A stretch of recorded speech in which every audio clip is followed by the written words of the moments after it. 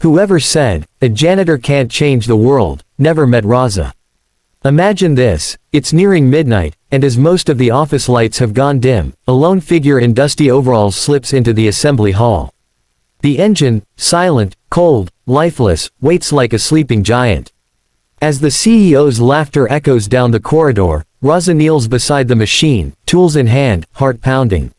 What he does in the next moment shocks everyone, and I promise, you'll want to stay till the final twist.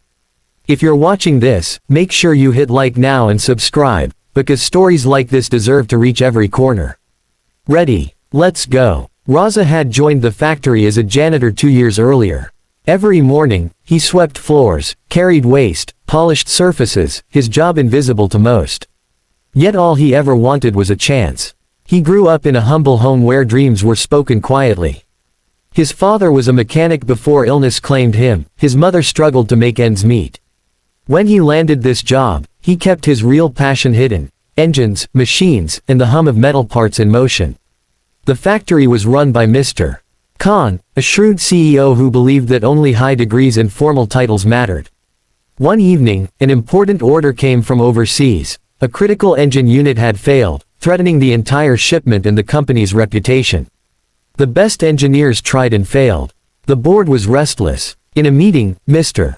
Khan sneered, "If the engineers can't fix it, maybe even our janitor can do better," and chuckled. The room went silent. When the engineers finally gave up, Mr. Khan, half in jest, half in arrogance, looked toward Raza.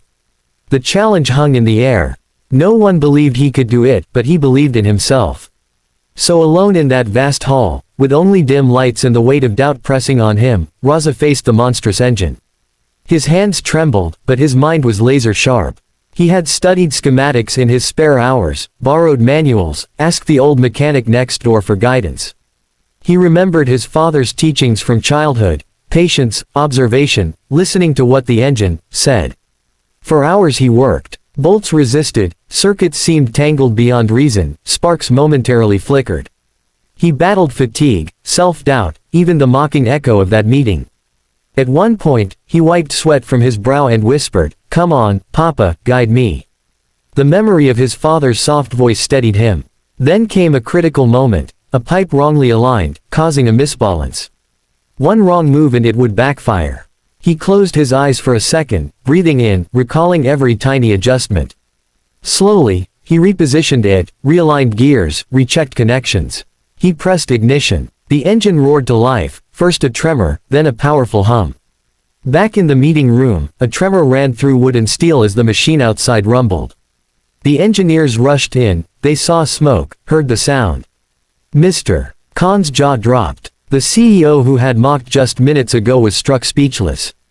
The janitor had repaired what the best could not. The aftermath changed Raza's life forever. Mr. Khan called him into his office, the board watching.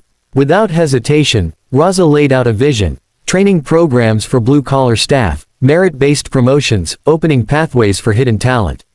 His sincerity shone brighter than any credential. The CEO, humbled, offered him a new role: lead of maintenance and innovation, right there in front of everyone.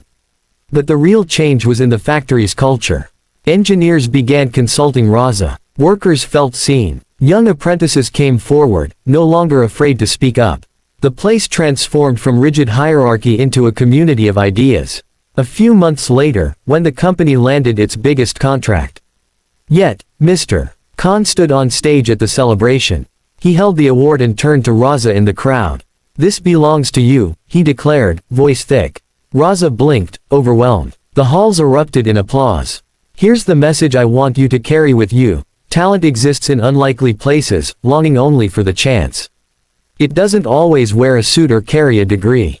Sometimes it sweeps the floors by day and dreams by night. When someone questions your worth, let your actions be your answer.